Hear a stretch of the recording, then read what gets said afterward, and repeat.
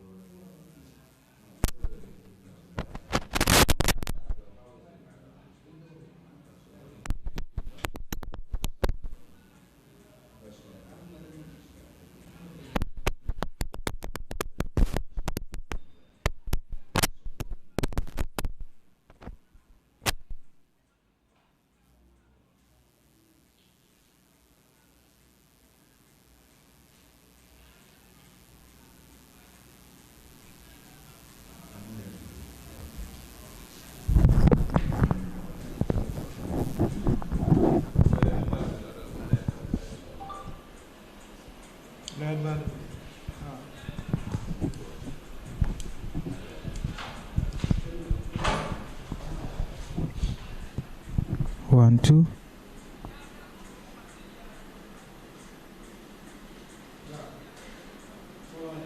One, two. One, two. Hello. One, two. Mic, one, two.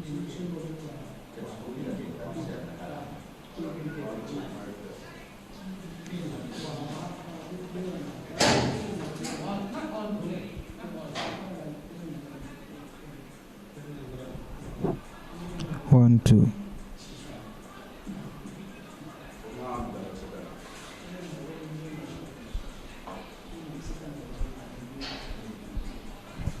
One, two.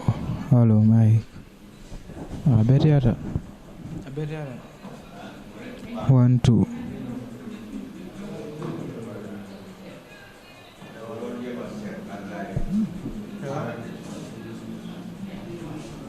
Hello? Avaya jibiba.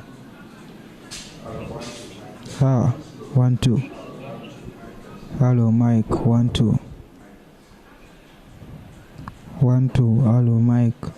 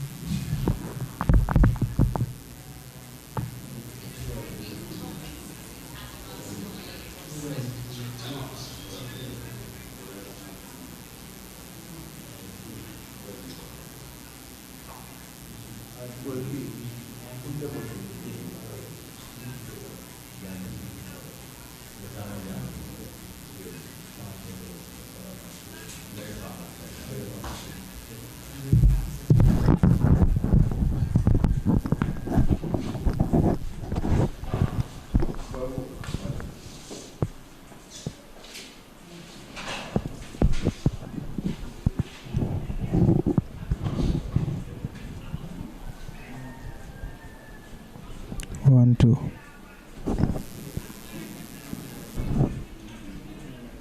1 2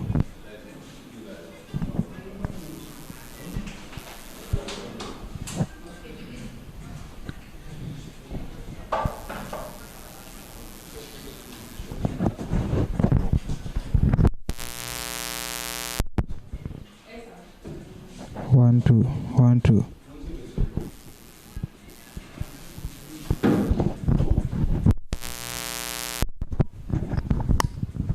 1 2 1 2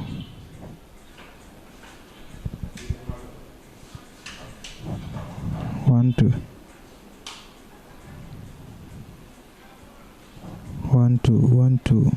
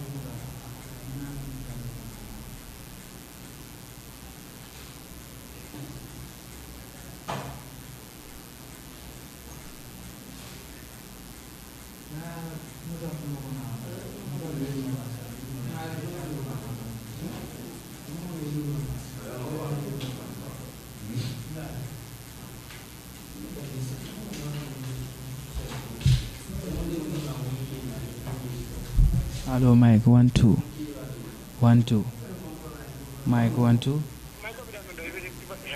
uh-huh Okay. hello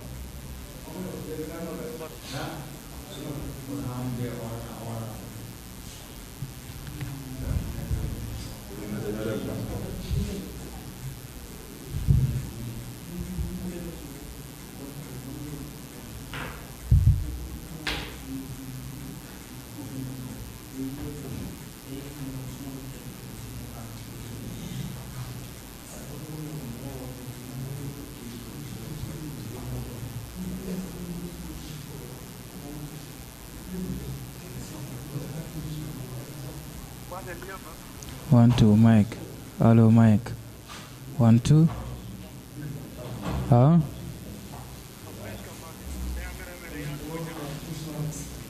Here you go. Sajib 1 2. 1 2. Okay, can I better? Upload now, better. Mkono na mtu mdogo na mkono.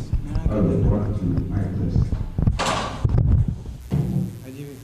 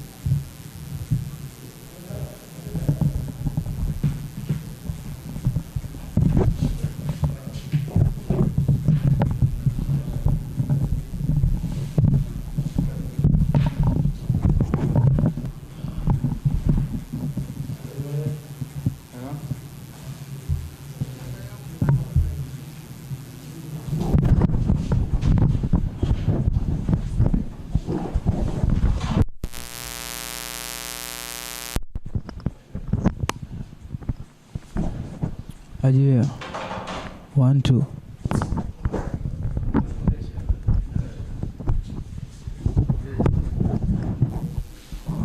1 2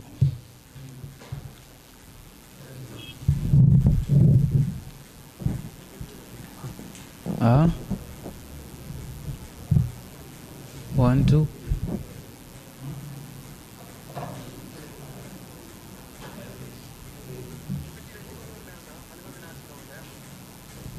Yeah.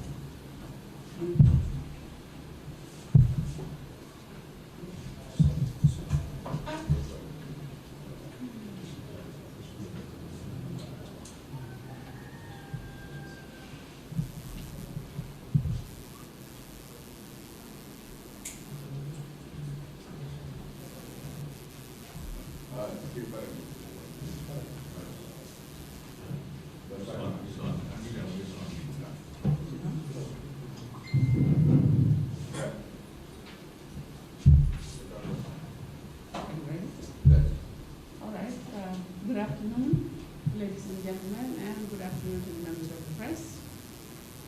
This press conference is convened by our presidential candidate and party secretary general, the Honorable Khalifa Salva, this afternoon to just be an overview of events that have transpired since the conclusion of the presidential debates 2 days. And so I will, without further ado, just turn the mic over to Khalifa Salva.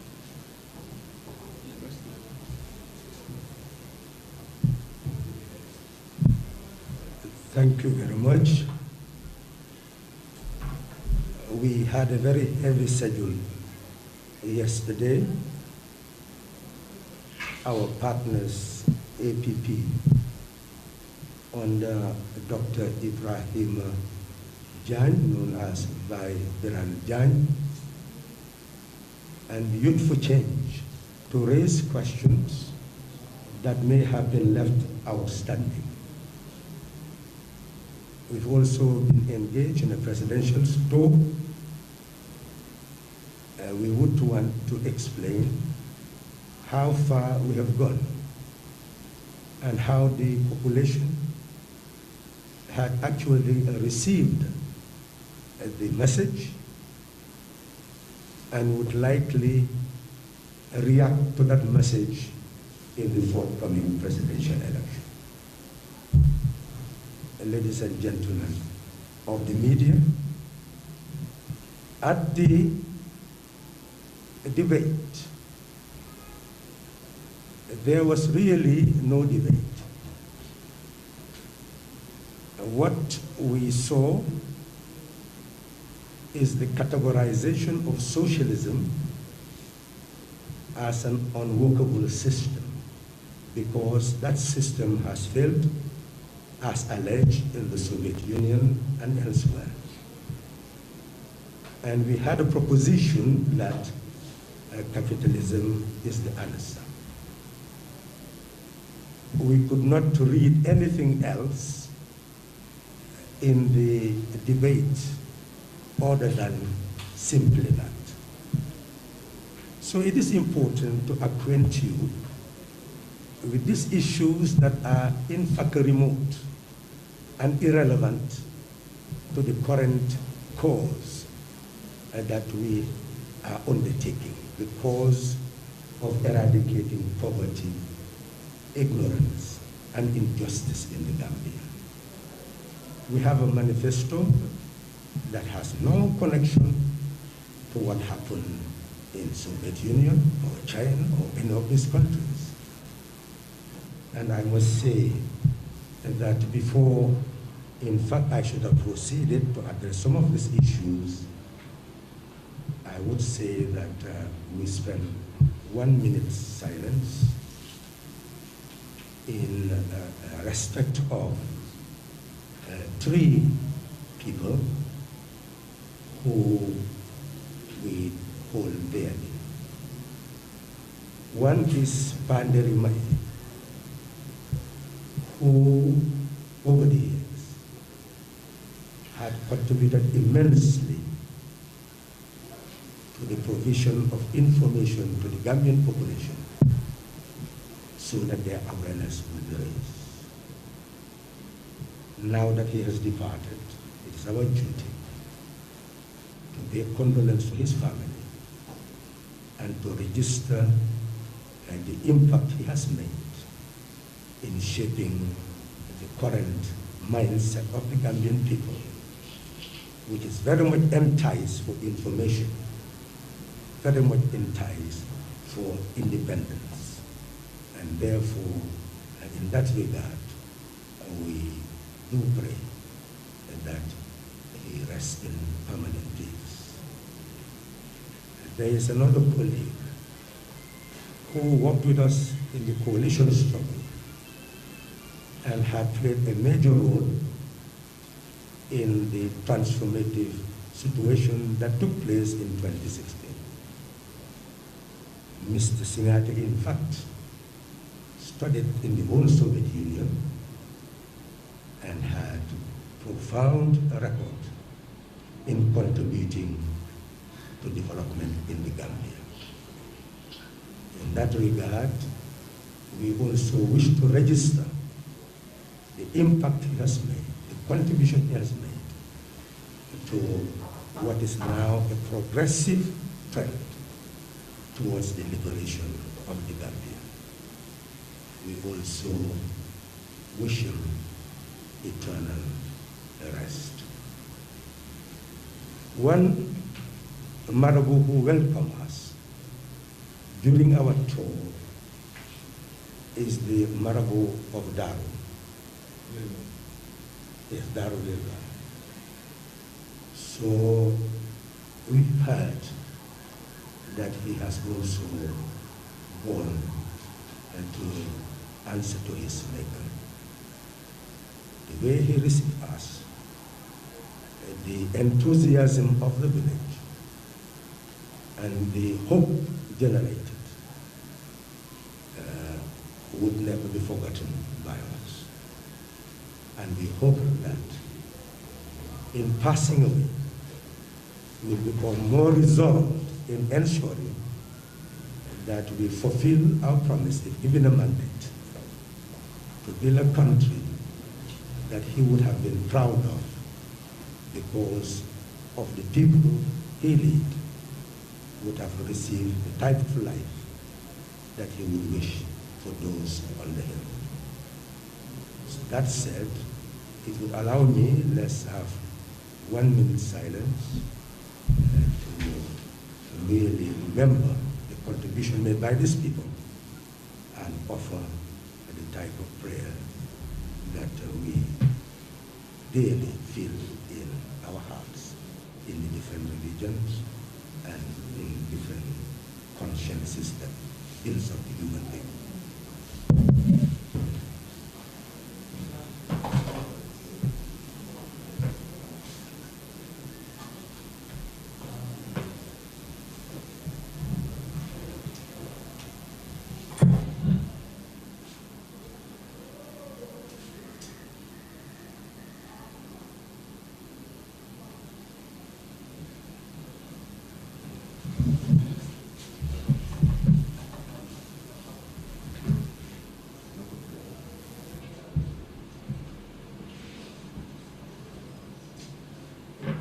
Ladies and gentlemen of the media, the issue raised there must be clarified for your purpose. The Gambia, as we know it, depends entirely on family farms for its agriculture. When you talk about capitalism, it is ownership of the means of production. It means that all the land will be owned by a few with capital, and they will invest heavily in machinery and employ people to work for them. If those who talk about capitalism truly understand what it means, they would not say that it is the dominant mode of production in the Gambia. So we don't believe that the argument there on stage was well informed. In the Gambia, we do not have industries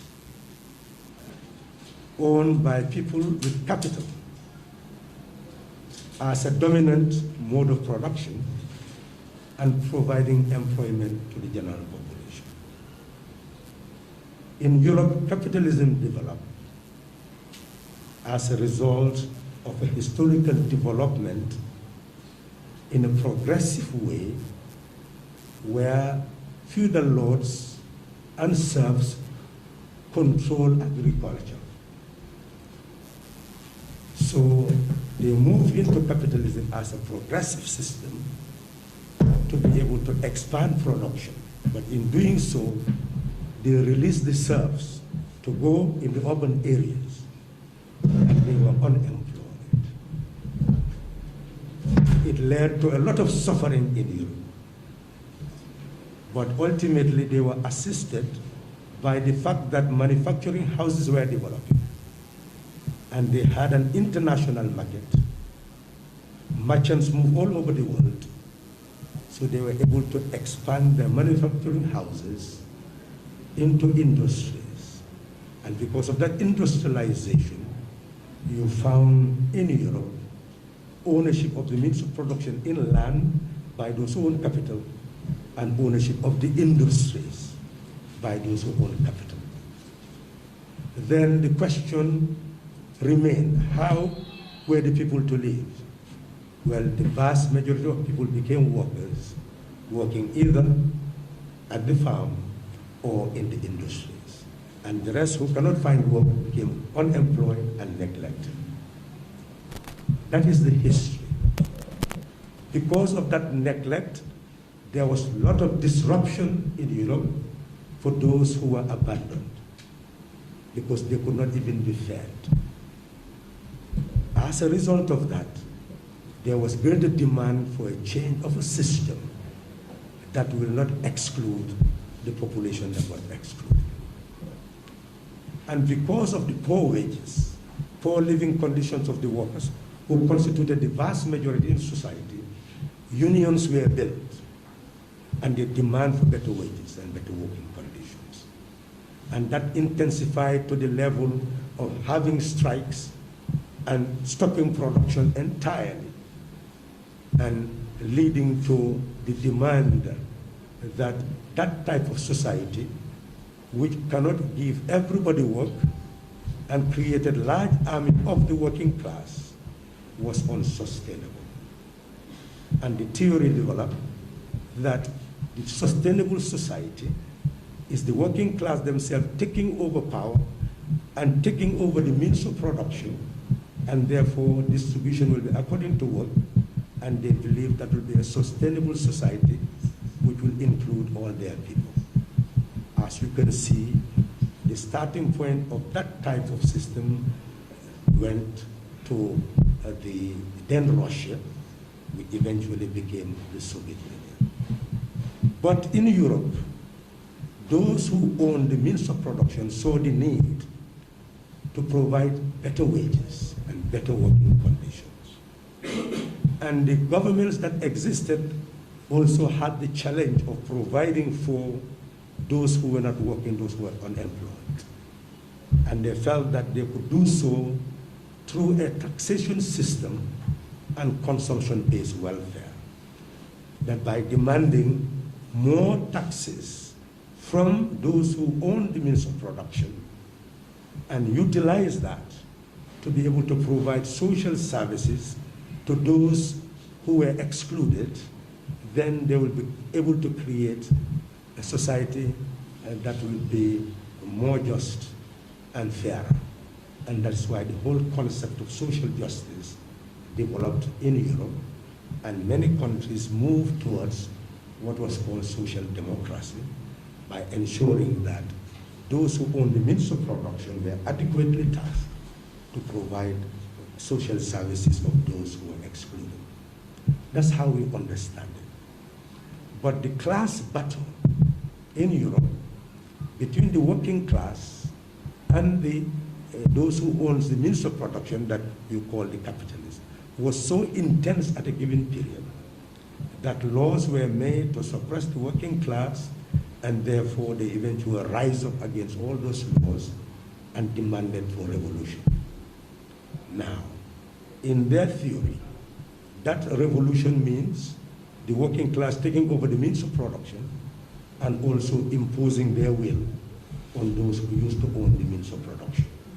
And that's what we call the dictatorship of the proletariat. These are concepts that evolved in Europe as a result of a class battle between labor and capital.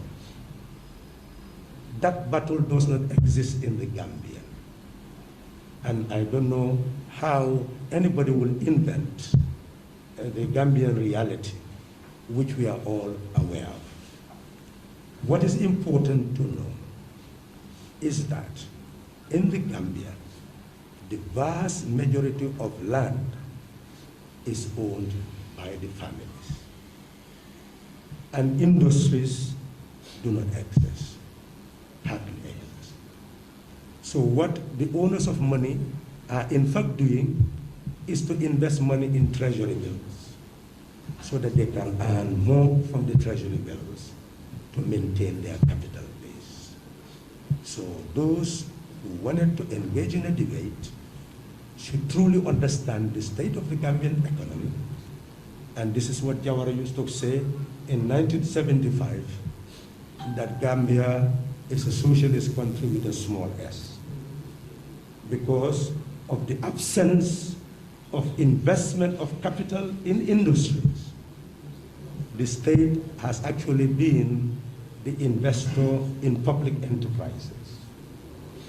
And consequently, he felt that those public enterprises, which had an industrial base like GPMB, would constitute a socialism with a small s. But of course that was not socialism even with a small s, because the dividend coming from the public enterprises did not go back to the people to enhance their development. Then maybe he would have described it as that. All that existed was a parasitic bureaucracy which claimed state ownership of enterprises, but the people did not benefit from the dividends that came from those public enterprises. And that is why the country never really developed the way it should have developed. So today what we now face is a heavily indebted poor country that you cannot classify either as socialism with a small s, because we have public enterprises, nor capitalism with a small c, because those who should invest are not investing in the productive base. This is what we see as a party. And in analyzing the economy of the country, we see that the GDP is 108 billion. Very, very minimal in terms of development. We see the reality of the country where we depend entirely on taxation, grants, and loans, rather than dividends from the productive base of the state, even though we have public enterprises. And we know that that is not sustainable. So in that regard, as far as we are concerned, the loans had been growing by virtue of the fact that the tax base is contracting. It cannot go further. At a given stage, it must in fact freeze. Otherwise, many people will suffer because of the taxation. So what we can definitely see is that loans had gone to a point of having $81.7 billion that by 2021. So this debt is not sustainable. And for us, if we were to take over the country, that is why we have developed a system which is different from all the systems we've had for 56 years. We want to eradicate the poverty of our people. We don't want the people to be displaced from their land by a few. We want them to retain their land. We want industries to be built, but we cannot force anybody with capital that they must invest in industry when investing in treasury bills became more profitable for them. So in that regard, then, we must have our own agricultural and industrial strategy that will facilitate the development of our country. But fundamentally, my conclusion, the state we intend to build must be fundamentally different from the state that was built in the Soviet Union because of our focus. For them, their focus was the class battle. For us, the focus, because we have farmers as the majority in society, that our focus must be the republic and creating the sovereignty of the people. And by creating the sovereignty of the people, we use it as a base for building the state. And that is why we talk about cooperative sovereignty. It is meant to make the people conscious that they are part of an entity called a republic, and they are equal in sovereignty, and therefore they cooperate to establish a state. That is our focus. So in doing so, we are also saying that whilst the aim of socialism had been to dismantle the oppressive nature of the state, in the Soviet Union and all these countries that talked about socialism, including those countries that talked about capitalism, they have strengthened that machinery so that you have armies that either oppress the people internally or oppress the people externally. None of them is free from using armed forces either internally to suppress their own population or to impose their will on other population. That is the difference of PDOIS. We are saying that machinery itself must be dismantled so that it moves away from being an instrument of coercion to serve as an instrument of protection of all the Soviet citizens. And that is why in our manifesto, we are saying that the people, as sovereign, must be responsible for their own security in their villages. They will replicate the apparatus of the state in the village for maintaining security of property and persons. The National Police Force will now serve as a mobile force that will go and assist them to ensure that lives, properties, and rights are protected in each village. That's what we are calling for. So how can you equate us with any other country in the world where the police forces are getting bigger and bigger, and they're being armed in so many different ways, and they can use all sorts of repressive instruments in order to go and arrest people who are presumed to be innocent. So that is why we are saying all those handcuffs and all will disappear under our government. And jails will not be repressive. They will be halfway houses to prepare people presumed to be innocent to be properly taken care of as their cases are properly investigated within the time frame given, 72 hours. We proposing even 48 hours, so that everything that needs to be done to be able to take them properly before a court, and the court can further increase their detention in a place of detention as the court case proceeds, if the court so desires. We are saying that other than capital punishment, will be encouraging community service so that the person becomes a part of the community and repents for action done against population or against property. That's our policy. We're also saying that the standing army, which had been used as an instrument of coercion, will be transformed into an instrument of protection. We'll transform it into a workforce so that it becomes the most disciplined workforce to build our works, to build our roads, to build government buildings. They'll be given all the training, all the facilities to do public works. We believe that will add value to our state. And then they will be so trained that once they finish their service, they would have had all the knowledge necessary, and they will simply go to the cooperative bank and they can get any form of loan to engage in any productive activity that will be interest-free. If they want to continue in the service, they'll continue in the service. This is the type of country we envisage to build. We don't understand how anybody can equate to it with any other country in the world. We are paving a new path for democracy and for the sovereignty of the people.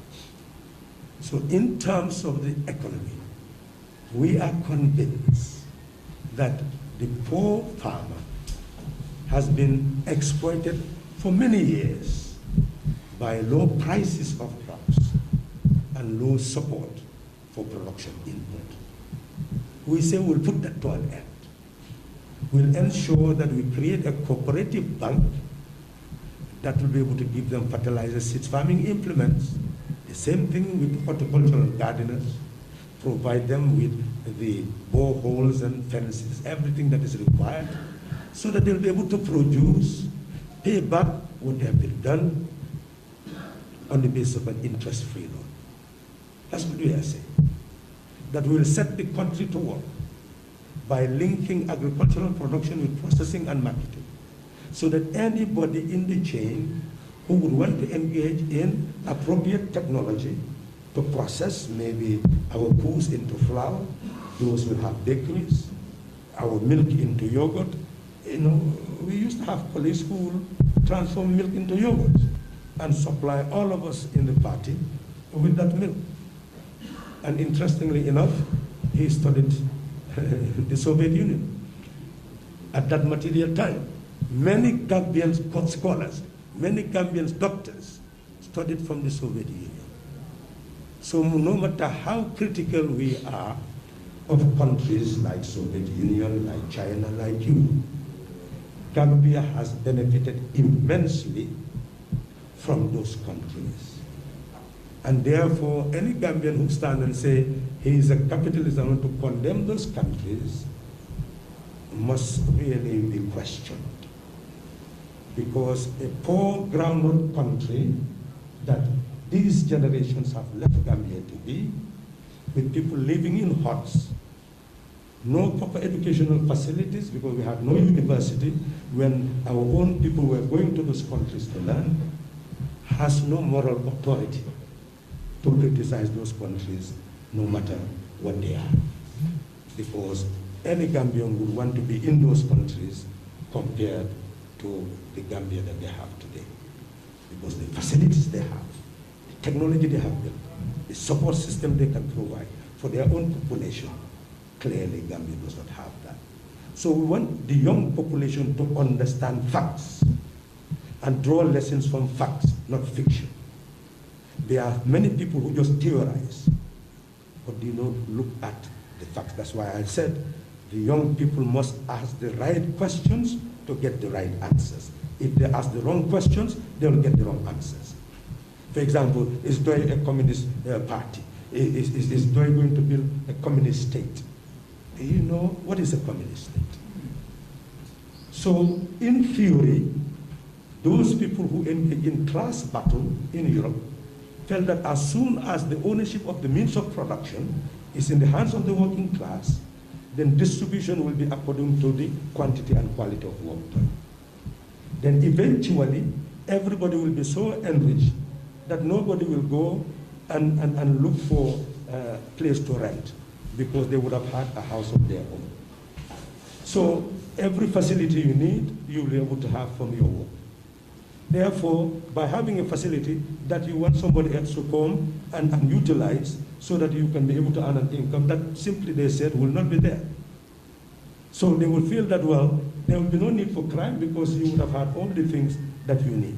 So to them, then, there will be a disintegration of the state, they call it the withering of the state, and therefore there will be no state under communism. That's the theory to those who are social scientists.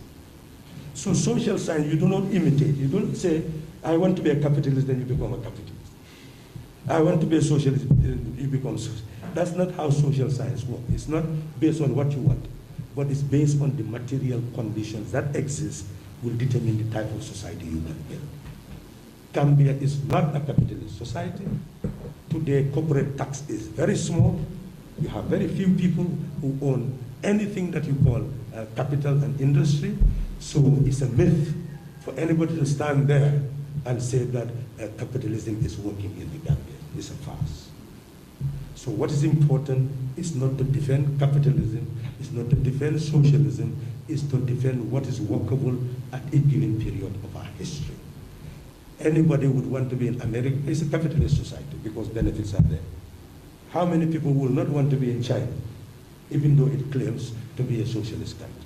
But because they have been able to build up the productive base of their economy and provide a better living conditions to their population. So we, as a people, should not argue whether capitalism has worked, socialism has worked. That's a futile question. Others are moving. We should also move. How are we to move? That is the relevant question. How are we to move? That is the relevant question. Anybody who does not give you that answer is wasting your time. We have given you the answer. We are saying the cooperative bank will make sure that all those people who have been excluded from production or weakened to such a level that they cannot rely on that production for their survival will be strengthened, given the vigor necessary, so that they will be able to produce the eggs that we need, the yogurt we need, the potatoes we need, all the things that we are now importing. And you have our manifesto, I do not need to go into that we are importing $2 billion, up to $4 billion worth of rice, which we can produce back here and distribute here. So in essence, we can produce many things that we are now importing. $29 million that we are importing of potatoes when we can produce it here. So this is what we are saying. So in essence then, in terms of industrialization, we do not see any capitalists at the moment investing in the industrial base in a very large way and planned. That is why we are saying we cannot neglect the industrialization of our country in stages. First, through appropriate technology and moving towards building factories. How are we going to do that? That is why we say we'll create a sovereign wealth investment fund. And that sovereign wealth investment fund will now have its share of the resources of the land and will be able to build the factories as we move, starting from what is now called, and we'll be able to build those companies as we move. For example, we'll be able to use the funds to be able to buy fishing trawlers and land the fish. That is another company that will be processing the fish and exporting the fish. So everything that we are now having, the eggs and all, will be able to produce and then ensure that we consume what we need and export what is left. So in short, we are creating, we are not going to wait an investor to come. We are going to invest in our own productive base, build it up, and from that we'll be able to earn more sovereign national wealth and put it in the sovereign wealth fund partially and also the cooperative bank partially, so that we'll be able to sustain the interest-free loans.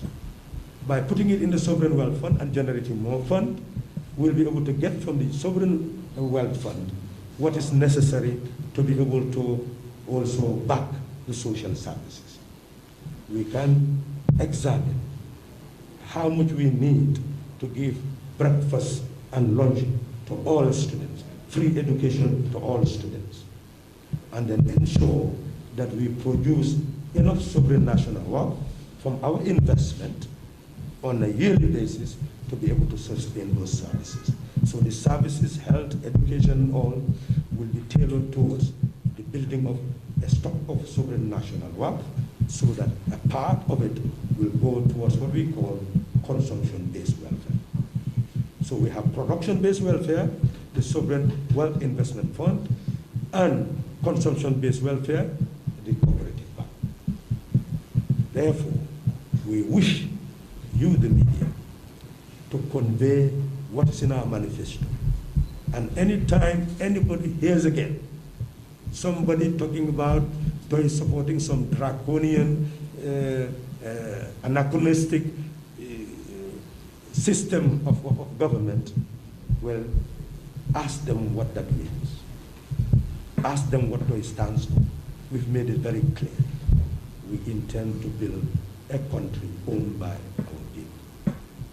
Now, in terms of our tool, we've left here with one agenda in mind: to tell the Gambian people that the suffering in their houses is due to the existing system, where we are not producing any sovereign wealth fund to be able to support the poor. So they're getting poorer and poorer, excluded more than ever, and ultimately most of them will die in poverty. We will not accept that. We are also telling them that because of their poverty, they could not invest to improve their land. And the intention of governments like this is to get outsiders to come and take over their land, invest in it, transform them into workers, and then they will get all the wealth at their expense. We are saying we will not accept that. We will not have that second set of domination of our people. We liberated ourselves so that we own our land. Rather, we are going to use our sovereign wealth fund to support our people so that they'll be able to sustain themselves on their land. Telling them system change, system change, system change, system change, from carton to coin. And you are witnesses to that.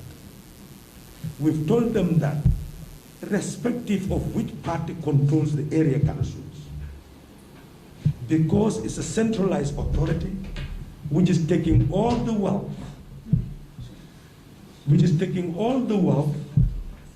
and then leaving the villages without any economic base. This is precisely the reason why the villages are poor. And we do not intend to continue that policy. What we intend to do is to give support to the villages that is genuine and absolutely essential. It's not subsidy, it's a right due to them. We're saying from henceforth, if we take over, the monies, duties, tax rates, everything collected from the village will no longer go to the area councils. They will be deposited in the village treasury for village development. We will assist the village to also get the support of the regional councils, who would be allocated equalization grants from the state coffers.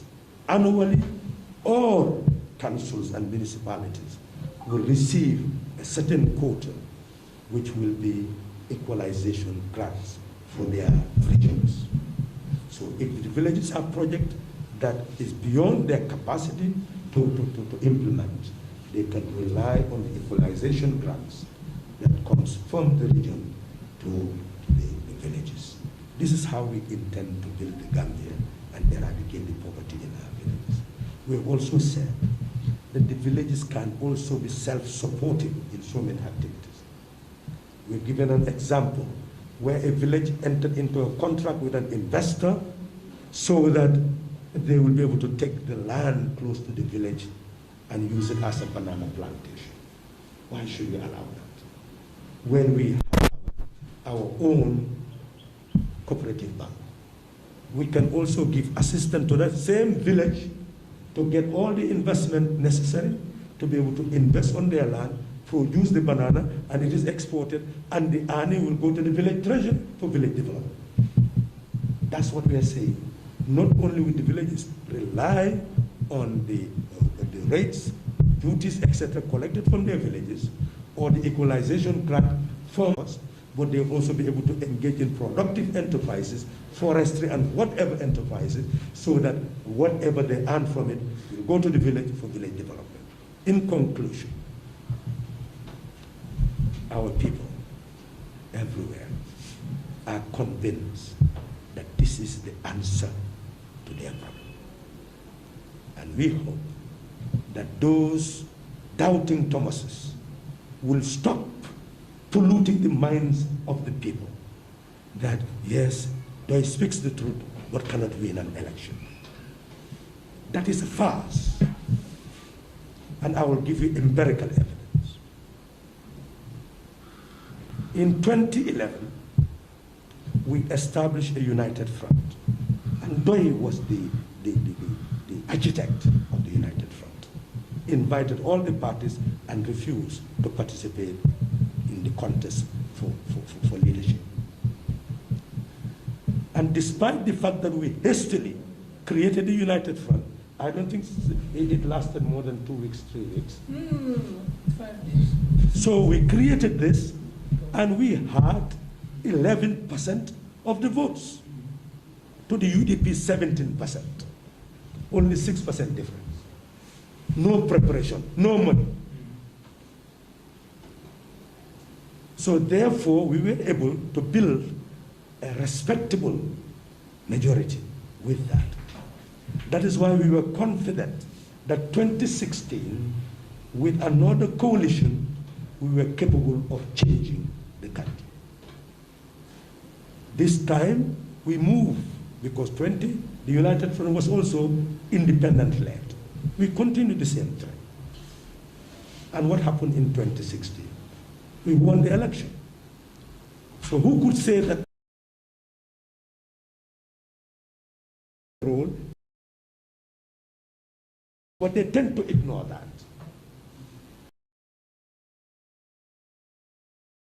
They made the country to change in 2016, but they ignore the 11%. We saw UDP there, saw APRC there, but voted for the United Front.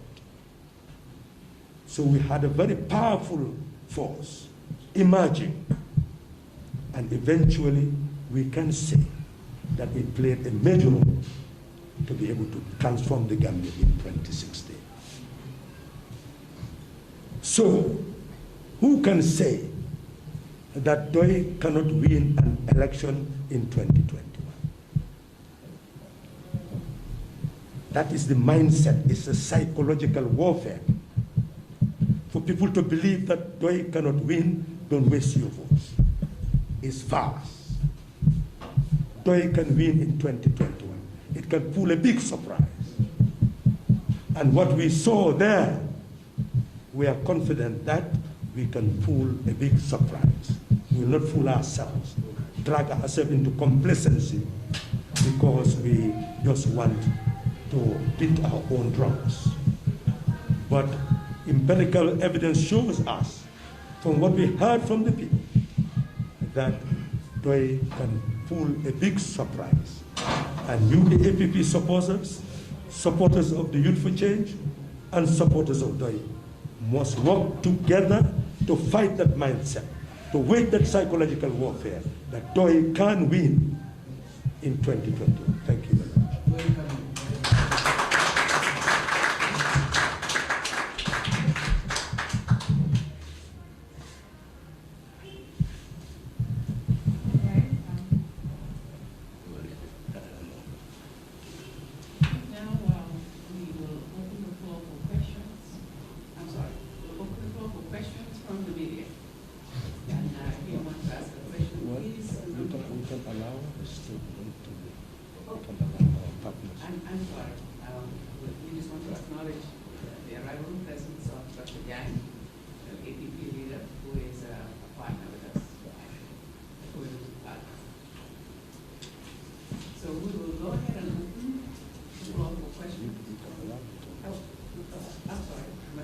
Mr. Jai would like to say a few words. Thank you very much, everyone, and my apologies for. Sorry? Oh.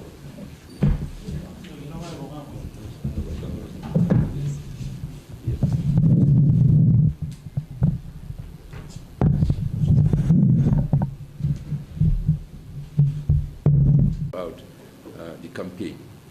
We all know that the systems that the imperialists left are still intact. Most of them are still intact, including our education system, the farming system, the economic system. So there's no question in my mind that it's now time for a system change. What Halifa and Syria, Doi has been saying for the past 30 years has come to fruit.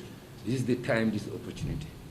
And I have no doubt in my mind that Doi will pull a very, very successful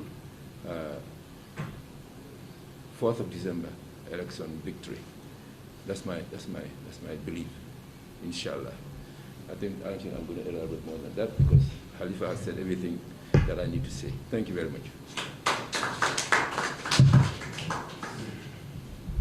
Okay, and now,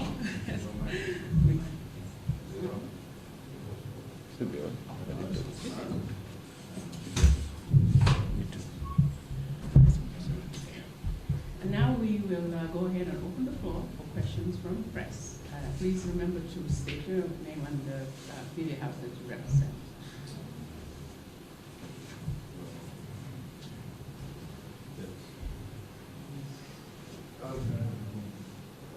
maa ngi tudd Mouhamed Mbaye Garmi maa ngi nuyu fii teew ñëpp monsieur Sarr di la ndokkeel bu baax ci campagne bu jógee naam jeexagul sax waaye pàcc bu teg bi wéy li nga wax ci wàllu liggéey bi jàll sama laaj booy foofu sama laaj li muy ñëw mooy ci campagne ba nga xam ne fële.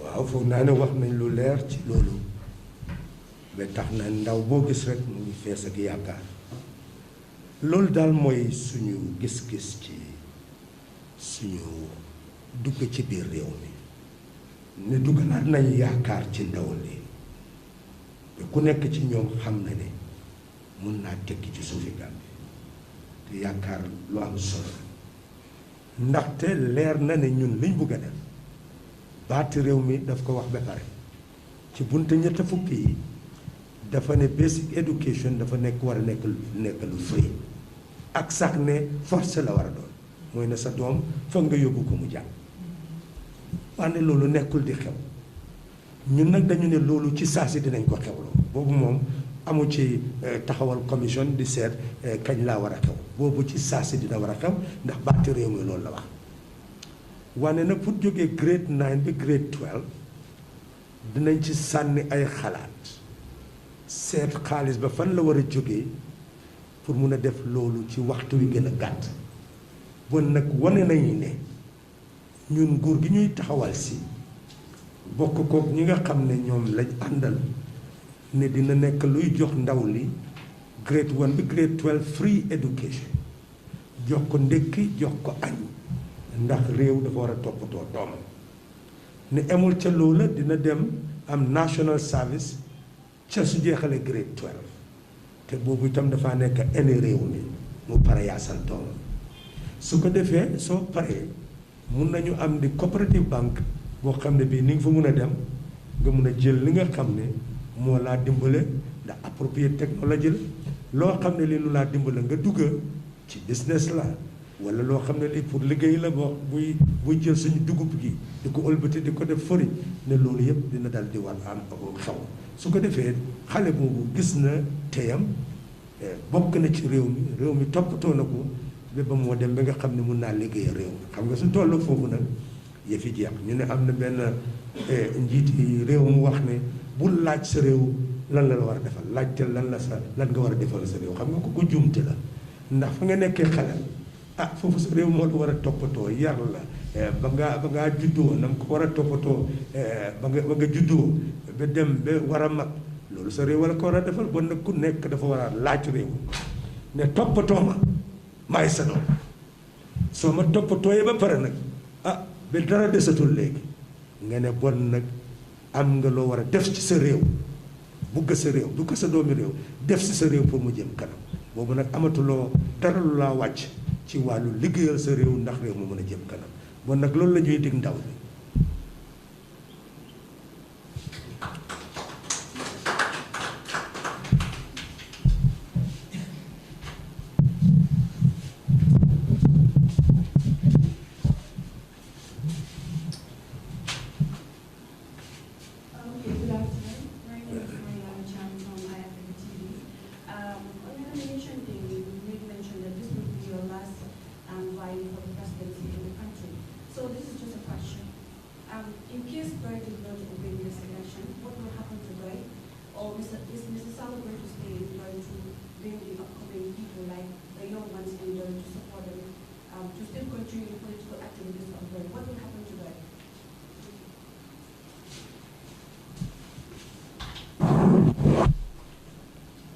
Well, it is already very clear in our manifesto, and that if I were to win an election, there must be separation of party and state.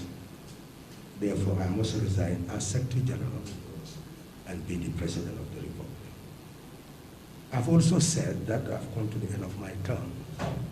So it means that if I don't win an election, then of course, they will have to sit down and we look at what transitional period will be required for me to really become a retired former Secretary General of the party. And then, of course, build Doy to be a force that one would definitely reckon with. Because you can already see the might of the party based on the quality of its membership. So most of you don't know, but there are many people now in administration who had gone through teaching in Nyakoi Nursery School, had gone through the rudiments of being really nurtured to be able to be of public service, and they are doing wonderfully well in the public service. And others are emerging. So this is a party which, by virtue of the fact that the people who have not given it a chance, had left a few people to carry the burden, and because others cannot just stay and spend all their life just to wait for a chance that no one can predict when it would come. But I believe now the prediction getting closer and closer, and soon it will be Doy's time. I believe 2021 will be Doy's time. But if it fails to be, then obviously we will give Doy all the support necessary to continue the march of history. But let us beg you, because we still have our tours left. These are issues that we can treat later. The objective of the press conference was just to give you critical aspects of the debate and also give you an update of the current state of our campaign. So if we can restrict it to that, and then we'll hold more press conferences to answer the type of questions you're asking. I have just one question. Yes, if it is related to the statement I issued. Okay. Okay, thank you very much.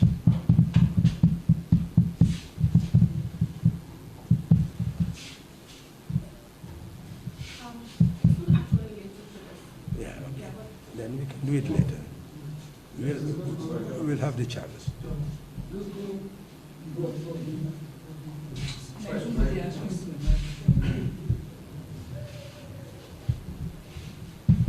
Thank you, Honorable Sala. Actually, you made mention in your statement here that what happens at Sadala Bankara was not a debate, and what the Union said was not a debate, because that was what is communicated to the people, and we went there to attend the debate. If we say that that was not a debate, but the only and the Ukraine expert. And during the debate, we always heard from PDYs that the borders of this country is not properly defined. But when you raised this issue during the debate, ESAF has made mention of people and said that that is it, and there is nothing to be said. The borders of this country has already been defined. Can you elaborate more on those two questions? Very good observation. And those are the observations I would want to really hear from people. I wonder, you know, I was dealing with somebody who has legal knowledge. We all know that we have an act. We passed the act to indicate that 12 nautical miles constitute our territorial waters. 24 nautical miles, the contiguous zone, and 200 nautical miles, the exclusive economic zone. That is already an act. But a constitution is superior to an act. I was very surprised when he said that. An act is an act of parliament. It can be amended any time and by any number of members of parliament. We are saying put this in the constitution and make it an entering clause. That's what we are saying. It creates the supremacy of the constitution. Your borders. So that also imposes on you to negotiate with the other country so that your borders will be properly defined, which we have imposed on ourselves. So I don't think he really understood what I was saying. Do you understand my point?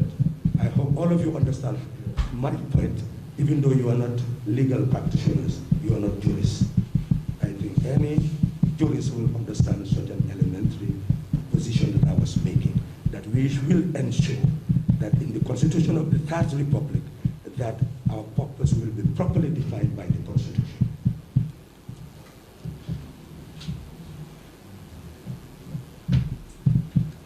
And I will be willing to engage in debate with the gentleman on this subject anytime he would say.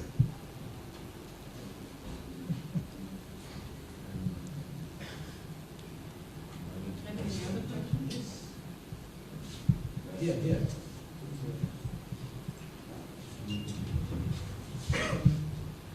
Good afternoon. Good afternoon. I am Suleiman from the Foreign Ministry. With my young I understand that you have been struggling with the leaders of this country for many years. I can say that it's almost an 8 million to people that do not have the opportunity to lead the country. And you have been talking about socialism, but the Gambia have not get any government that experience socialism. Are you, convinced that the Gambians are ready to accept socialism? And the second question is, Dr. Ismail Asise, your fellow politician, made an allegation that instead the electoral officer of the Independent Electoral Commission is leaning to a particular political party, and he said he has clear evidence that. Are you concerned with that allegation ahead of the December 4th election?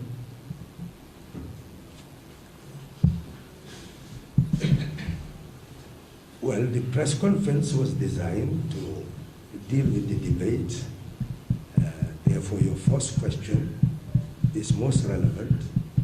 The second aspect is really what we do not wish to comment at this stage because it falls outside the purview of our press conference. In terms of socialism, I hope you did not arrive late.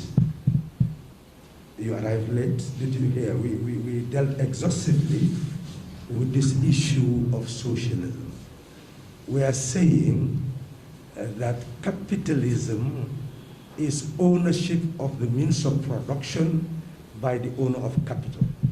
They will own all your land and all your industries. And then government will tax them in order to provide social services.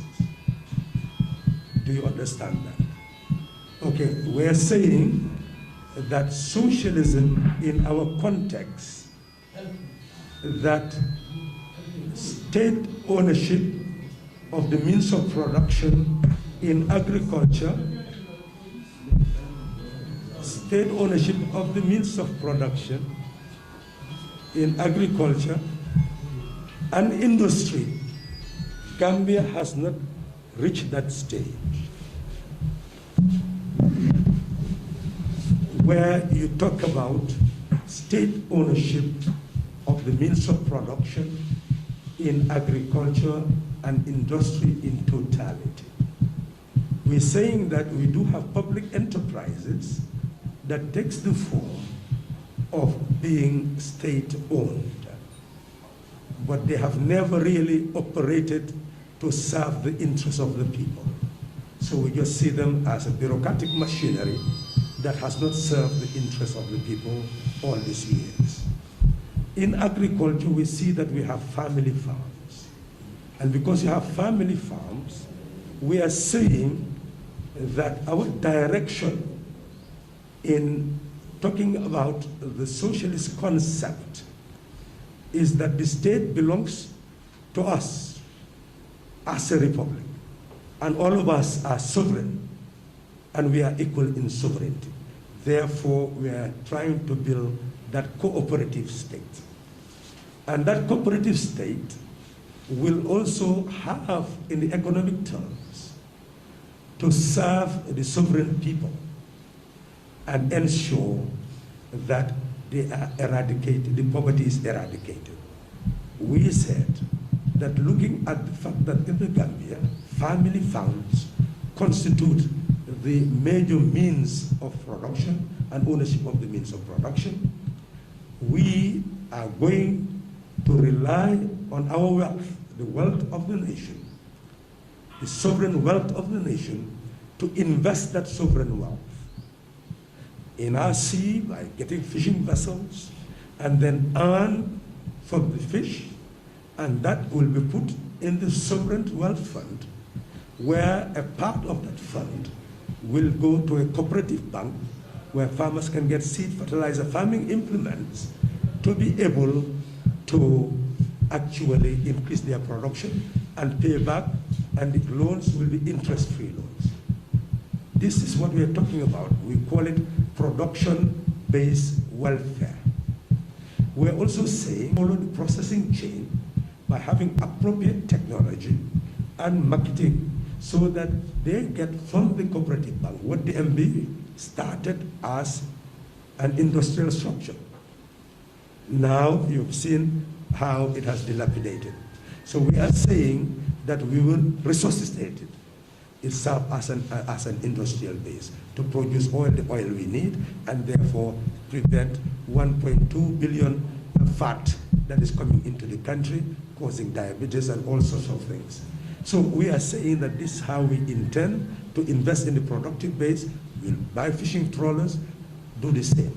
So in short, we're saying, yes, there'll be public ownership of the means of production, but that means of production will also go into what we call consumption-based welfare.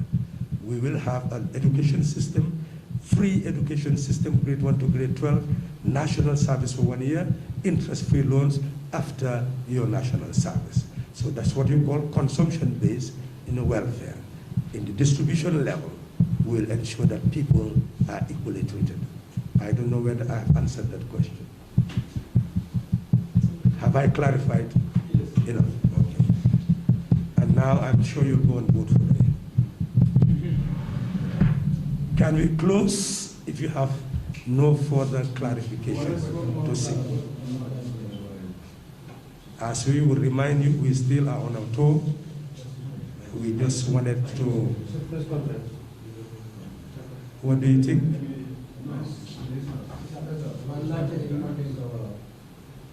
Which media? Please, it's the media who has full control.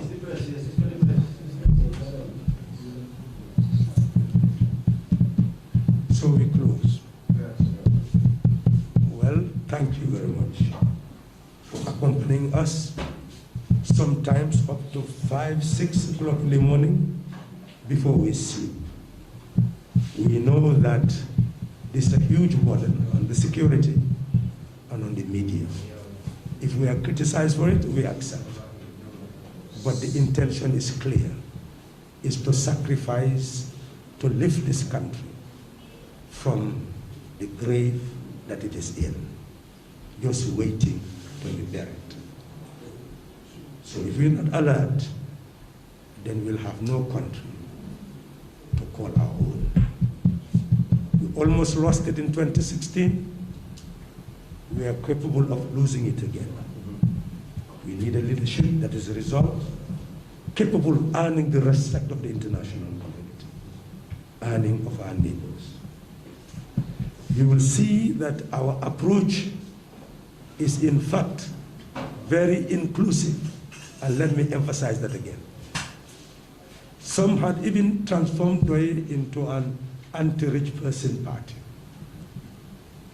when in actual fact, we are talking about a sovereign wealth investment fund that can even support a progressive private sector that intends to invest in West Africa, in Africa and beyond, so that we can have public-private partnership where we'll be able to earn, to be able to at least replenish our sovereign wealth investment fund. If we have progressive Gambian capital owners, we can work with them to build a country that all of us will be proud of. What must not be entertained is people who will just go and get money from the treasury bills and continue to maintain the domestic debt. That is not productive, is not creative.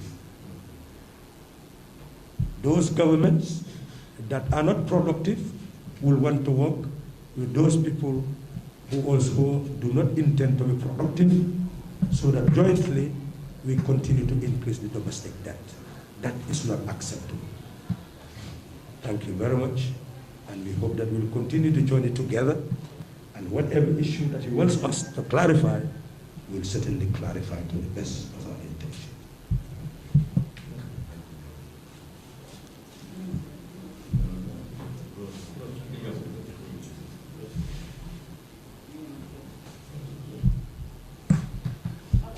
Thank you very much, everyone, and thank you, special thank you to the ladies and gentlemen of the press.